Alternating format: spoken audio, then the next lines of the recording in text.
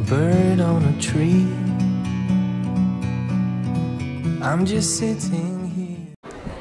Bonjour à tous, bienvenue sur Gwem TV dans la série Aux portes du Nouveau Monde. Nous sommes au Forum des médecines de l'âme aujourd'hui et nous accueillons Philippe Bobola pour parler humanité, santé. Bonjour Philippe.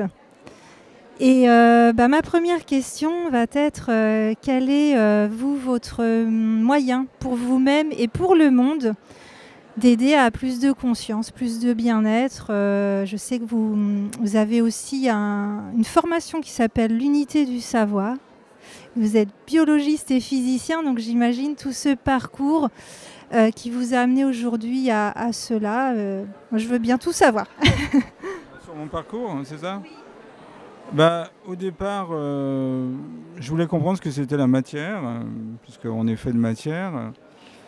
Et donc j'ai étudié la physique, j'ai fait même de la recherche en physique théorique. Et puis après, je me suis rendu compte que la physique ne permettait pas de comprendre la complexité du vivant, la biologie. Donc je suis devenu biologiste. Donc j'ai réétudié la biologie, j'ai fait aussi de la recherche en biologie. Et puis après, je me suis rendu compte qu'en ayant compris la biologie et la matière à travers la physique, il y avait également une dimension culturelle. On parle de culture occidentale, culture orientale. Je suis devenu anthropologue et donc ça m'a amené à vivre auprès de peuples traditionnels qui ont notre vision du corps, de la vie, de l'univers, du cosmos, aussi respectable que notre vision occidentale. Et puis enfin, j'ai essayé de comprendre l'homme dans son individualité. Alors je suis devenu psychanalyste adlérien. Adler est un psychanalyste peu connu par rapport à Freud, Jung et Lacan, mais c'est un psychanalyste qui a essayé d'être au plus proche de la dimension animalière de l'homme. Et donc c'est ça qui est intéressant chez lui. Il a travaillé avec des gens qui étaient au bas de la société allemande et autrichienne, contrairement à Freud qui a travaillé avec des gens qui étaient plutôt dans le haut du panier, voilà, ce qu'on dit en allemand, en latin les patriciens. Et donc ça lui a permis d'avoir un autre regard sur la société allemande de son époque. Il a compris aussi que l'Allemagne allait sombrer dans le totalitarisme, donc il est parti aux États-Unis. Voilà à peu près mon parcours. Et aujourd'hui, qu'est-ce que vous en déduisez justement, avec votre formation de scientifique? Comment allier, je crois que ça va être le thème de votre conférence aussi, allier science et spiritualité? Je pense que quand on regarde la société actuelle, il y a un appel vers la spiritualité. Ce n'est pas un hasard si ce forum des médecines de l'âme a beaucoup de succès. Et on est en train d'ouvrir la porte de la spiritualité. Donc les gens commencent à comprendre que la vie n'est pas que matière. Il y a aussi l'esprit dans la matière. Et c'est ça qui est en train de basculer. Vous voyez, le capitalisme nous a entraîné vers un matérialisme effréné. Et c'est la loi du balancier. Quand on va trop loin dans un sens, le balancier repart en sens inverse. Alors effectivement, je conseille aux gens de vraiment travailler sur leurs émotions.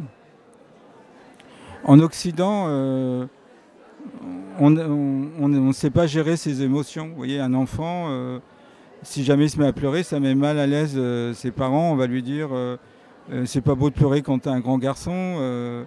On va essayer de le culpabiliser ou alors on va le menacer. Si tu sais pas pourquoi tu pleures, je vais te donner une claque et tu sauras pourquoi. On essaie de marchander avec lui. Si tu pleures pas, tu auras un bonbon. On essaye aussi de lui faire honte. Pourquoi tu pleures alors que ta petite sœur ne pleure pas. Et donc on voit bien que les 4 émotions fondamentales que sont la joie, la peur, la tristesse et la colère sont déviées vers la honte et la culpabilité. Donc déjà ça, c'est un premier pas dans le terrain nécessaire pour aller vers la spiritualité et puis essayer d'être le plus possible dans la joie. Et donc ça suppose qu'il y a une transcendance, on considère que si on est ici, ce n'est pas le fruit du hasard. Il y a une instance supérieure, on peut l'appeler comme on veut, principe créateur, Dieu. Vous pouvez lui donner des formes différentes, mais il y a quelque chose qui est la cause de ce monde. Et c'est vrai que c'est là-dessus que le capitalisme essaye d'agir, puisqu'il a réussi à neutraliser l'économie opposée, le communisme. Il a neutralisé l'écologie qui est devenue l'environnement et qui est devenue maintenant l'écologie punitive. Il lui reste la spiritualité à neutraliser. Voilà. Et comment ils s'y prennent, à votre avis? Oh bah, y a plein de choses. Ridiculiser ça, on est dans une période où on remet en cause les croyances. Vous voyez, bon, y a plein de moyens bien connus de l'ingénierie sociale. En ridiculisant le côté, par exemple, l'Europe a un passé chrétien, donc on va essayer de déchrétianiser, de ridiculiser, de relativiser, de mettre les religions en opposition, en guerre, alors que finalement, on va considérer qu'il y a une énergie créatrice qui a pris, en fonction des territoires géographiques, différentes formes, et que les religions, si on prend le temps de les étudier, sont complémentaires les unes des autres et disent à peu près le même message, avec des petites nuances, mais ils disent les mêmes messages. Donc c'est un peu curieux de voir une guerre des religions quand on réfléchit. Le Christ était le premier juif, puisqu'il était chrétien et musulman, on va dire arabe, puisqu'il était araméen. Il est le fondateur de la religion chrétienne, il était juif. Donc ce creuset qu'il portait, on est en train de le faire exploser à travers une guerre entre les juifs et les arabes. Et puis avant, il y avait une guerre entre les juifs et les chrétiens. Vous voyez, donc voilà, c'est un peu ça. Donc je pense qu'il faut aller au-delà de la dualité, au-delà des clivages, et donc soigner ces émotions, les gérer, les comprendre. C'est tout un travail, un processus que j'invite tout le monde à faire, puisque on est dans une période où il y a beaucoup de peur. Alors, quand on a un changement, alors on va prendre un exemple un peu caricatural, mais à peine, puisque ça arrive chaque jour. Si vous êtes un cadre dans une entreprise et votre collègue vous dit, tu sais, il y a des licenciements et tu es dedans. La première chose, c'est le choc du licenciement. Puis après, vous allez passer par le déni. Mais c'est pas possible, ça fait 25 ans que je travaille, j'ai toujours donné satisfaction à mon patron, donc je vois pas pourquoi je serais viré. Puis après, vous allez passer par la colère, parce que la lettre, vous la recevez bel et bien et vous êtes viré et pas votre collègue. Puis après, il y a la peur de ne pas retrouver un emploi, surtout si vous avez 45 ans ou plus. Puis après, vous allez tomber dans la tristesse ou la dépression, mais vous allez remonter. Tout ce que j'ai décrit, c'est-à-dire choc, déni, colère, peur, tristesse, dépression, vous voyez, il y a une énergie à baisser. Vous allez remonter de l'autre côté avec l'acceptation, le pardon, la quête de sens, la paix et la sérénité retrouvée. Vous allez vous rendre compte que finalement votre travail ne vous intéressait plus et que finalement c'est le licenciement et l'aubaine pour rebondir dans d'autres directions. Et c'est la même chose pour ce qu'on vit actuellement. On est en train de voir notre société européenne et française se déconstruire. Donc il y a le choc, après il y a le déni. Les gens, quand ils sortent du déni, il y a la colère, après il y a la peur, la tristesse, la dépression, mais ils remontent. Alors plus vous serez de l'autre côté de la courbe qu'on appelle la vallée des larmes, vous avez compris, du déni jusqu'à la dépression, tristesse, c'est une baisse d'énergie. Et après, il y a une remontée d'énergie, acceptation, pardon, quête de sens, paix et sérénité retrouvée, vous regagnez de l'énergie. Et donc, quand vous êtes de l'autre côté de la vallée, dans la partie ascendante, vous avez une autre façon de faire. Alors, il y a des gens qui restent scotchés sur le déni, la peur, la colère ou la dépression. Mais votre cerveau, il est fait pour vivre ça, c'est fait. Alors la première à avoir compris ça, c'est Elisabeth Kübler-Ross.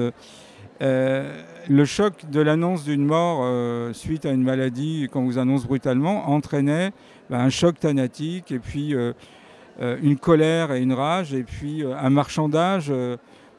Si je survis, je donnerai ma fortune, et puis une dépression. Et enfin, la dernière étape, l'acceptation de la mort, quoi, qui est en fin de compte l'acceptation du cycle de la vie. Donc voilà, ça fait gérer ses émotions, les comprendre. 2, essayer, si vous avez une fibre spirituelle, de vous connecter sur cette spiritualité qui vous portera. Et puis 3, regardez ça avec l'idée que C'est un théâtre qu'on a devant nous, mais ce qui est le plus important, c'est le monde dans lequel on voudrait vivre. Parce que ce que nous montre la physique théorique, c'est que le futur précède le présent. Donc, si vous adhérez à la vision qui est donnée par les médias, la presse en général, ben vous allez actualiser la potentialité qu'ils veulent nous faire actualiser. C'est ce que les Américains appellent les prophéties auto-réalisées. Mais si au contraire, vous faites fi de ça et vous travaillez intérieurement pour ciseler vos pensées, mieux gérer vos émotions et être sur une gamme émotionnelle qui n'est pas la peur, la colère ou le sentiment d'angoisse, de frustration ou de dépression, et bien à ce moment-là, vous gagnez et vous êtes un résistant. Voilà. Merci, je vous ai suivi depuis 3 ans et demi. Ça a bien aidé avec Louis Fouché, avec toutes ces personnes. Dernièrement, j'ai entendu, mais je n'ai pas pu tout écouter, une interview avec, il y avait aussi Laurent Gounel. Et vous avez parlé, alors je suis ostéopathe, et donc vous avez parlé du tissu conjonctif, mais je n'ai pas pu écouter l'ensemble, mais ça m'intéressait de savoir quel était le sujet. Le tissu conjonctif, c'est les grands oubliés de l'histologie.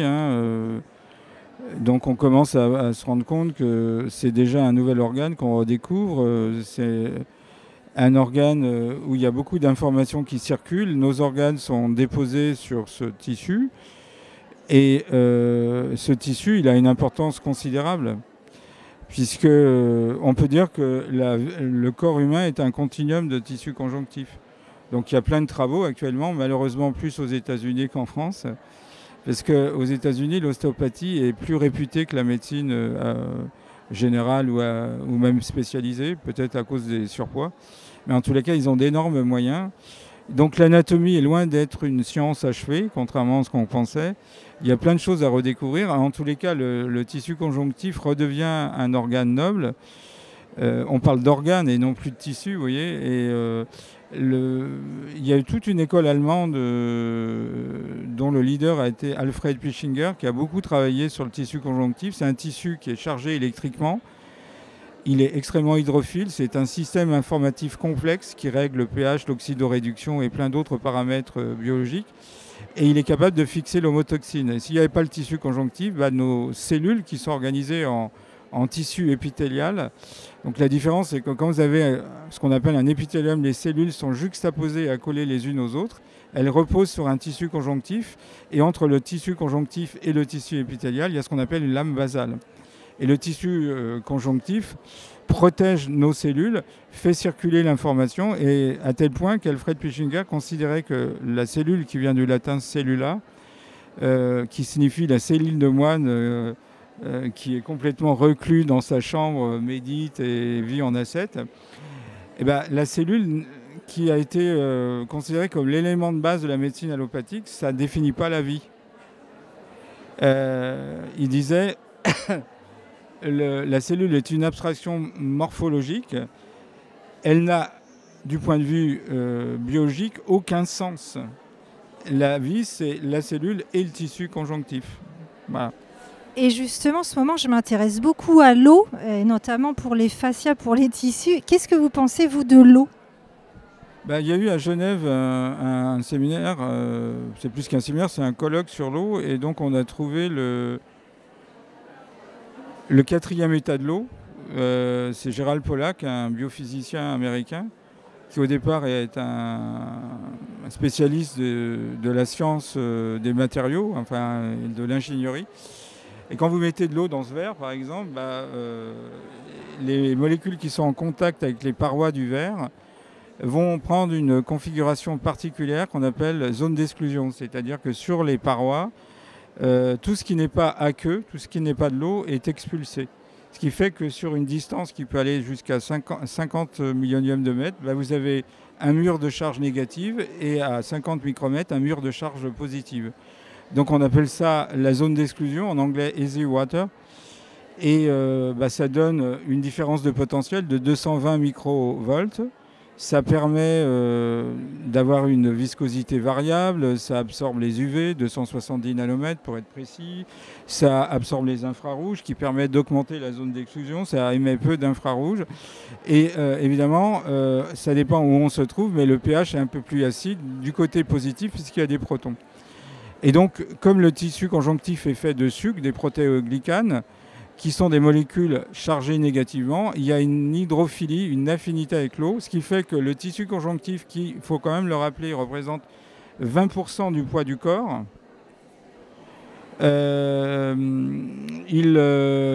a un potentiel de 220 microvolts, et ben, l'eau se met dessus, et l'eau a elle-même un potentiel de 240 microvolts. Donc ce qui fait que nos cellules sont sur une batterie, qui joue un grand rôle parce qu'on sait que le tissu conjonctif, c'est ce qui nourrit le tissu épithélial, c'est ce qui fait barrage. Enfin, il y a plein d'autres propriétés qu'on découvre. C'est pour ça qu'Alfred Pitschinger avait appelé le tissu conjonctif le système régulateur de base.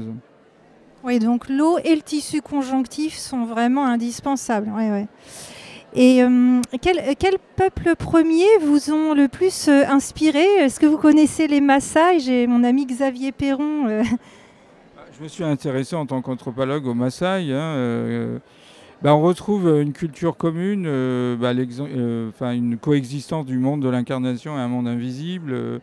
Les Maasai, dit-on, seraient des descendants de l'Égypte antique, comme les Dogons, etc. Oui, les Maasai sont une culture intéressante, mais toutes les cultures traditionnelles sont intéressantes. Elles nous proposent une autre vision du monde, de l'art de vivre ensemble. Et c'est ça qui est intéressant, c'est de voir comment ils conçoivent l'univers. C'est deux façons. On dit qu'il y a une voie intuitive, une voie plus quantificatrice, calculatrice. Quand on voit le résultat au niveau occidental, voilà. Alors, bien sûr qu'ils sont respectueux de l'environnement, mais bien au-delà de ça, ce qui est très humiliant pour eux, c'est que, je dois dire, beaucoup d'anthropologues, je ne dis pas tous, hein, mais ne considèrent pas l'existence d'un monde invisible comme une réalité, l'existence d'entités dans ce monde invisible. Donc c'est comme si on reconnaissait le Pays basque uniquement avec son béret basque. Donc voilà, les Basques se rueraient dans les grands rencarts parce que bien au-delà de ce béret basque rouge, ils ont toute une culture bien à eux, spécifique, qui s'est développée dans cette région avec une langue, une identité culturelle, etc. Voilà. En attendant que la science puisse expliquer ou démontrer ce monde invisible, pour vous, justement, c'est d'avoir cette foi en plus grand, pas attendre que la science le... Voilà. La science est devenue la religion de la fin des temps. On voit bien que la science, après avoir été attaquée par la religion, est devenue elle-même une religion, avec ses inquisiteurs. On a bien vu au moment de la crise... comment des gens sont devenus des hérétiques parce qu'ils proposaient de l'hydroxychloroquine, de l'ivermectine et d'autres remèdes interdits. Donc je ne crois pas qu'il faut attendre que la science arrive. On ne peut pas prouver l'existence de Dieu, on ne peut pas prouver non plus qu'il n'existe pas. C'est dans l'éprouvé, le ressenti qu'on se rapproche le plus de Dieu. Donc à vous d'avoir ces mouvements, cette impulsion, plutôt que d'attendre patiemment assis que la science reconnaisse que... le monde invisible existe. Voilà.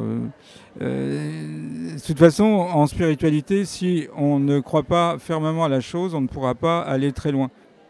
Voilà, c'est un exercice de poser sa certitude. Voilà. C'est un bon... de la part d'un scientifique comme vous, c'est un bon conseil. Et est-ce que vous avez quelque chose à ajouter? Merci en tout cas.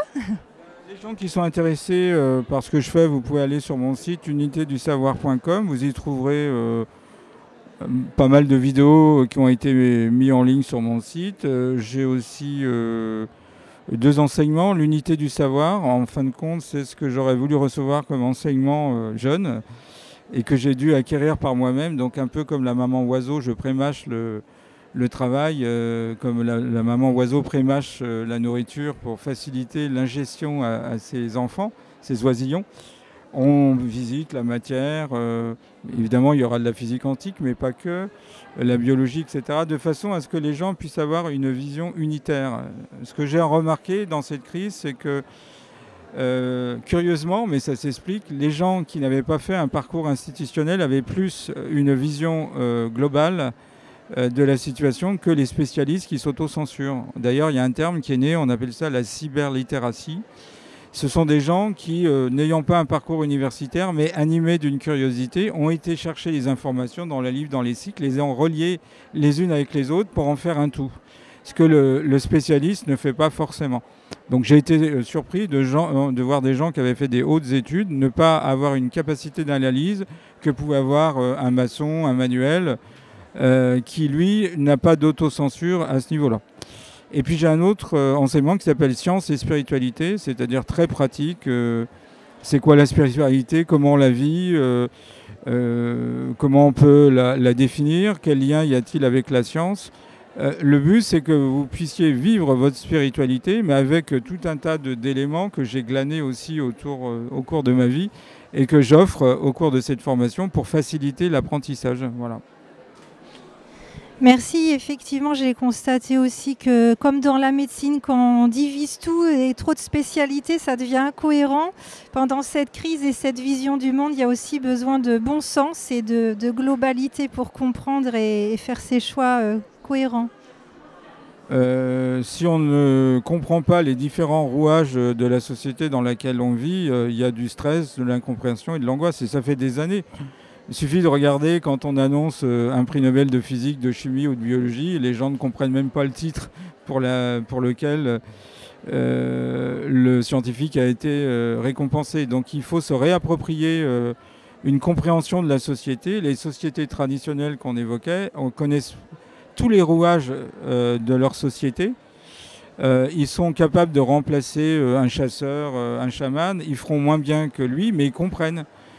Nous, on est incapable de réparer maintenant de plus en plus nos voitures. Quand il y a un problème de plomberie, on fait venir le plombier. Vous voyez ce que je veux dire ? C'est du taylorisme social. On a divisé les tâches de façon à ce que les gens ne puissent plus avoir la possibilité d'autonomie. On va terminer par le bon René Descartes qui finit par définir le cartésianisme français. Il dit « Découper le problème en autant de parties qu'il se peut pour le mieux comprendre » dans son discours de la méthode de 1636. Alors il veut dire par là, c'est-à-dire que si vous prenez un objet qui est fait de sous-pièces, vous le démontez et vous allez mieux comprendre l'ensemble des pièces. Mais après, il faut reprendre les pièces, les réassocier pour retrouver l'objet global. Si vous déconstruisez et ensuite vous ne pouvez pas reconstruire, ça ne sert à rien, vous avez dilué le problème. Et on pourrait dire, en paraphrasant Descartes, découper le problème en autant de parties qu'il se peut pour ne plus le comprendre. Et c'est un peu ce qui s'est passé. En multipliant les divisions, les sous-divisions, on voit bien que chaque discipline a été victime de cette ultra-division. Un médecin généraliste ne comprend plus un spécialiste, alors qu'au départ, ils avaient la même formation. Au niveau de l'ostéopathie, vous avez différentes formes d'ostéopathie, la microkinésithérapie, la fasciopulsiologie, la somatothérapie, et chacun prétend avoir plus que l'autre. Vous voyez, et ça, c'est un grave problème des médecines alternatives. Elles n'ont pas réussi à s'unifier. Voilà. Bon, il y a encore du chemin à faire. Merci beaucoup en tout cas. Merci à vous. Au revoir.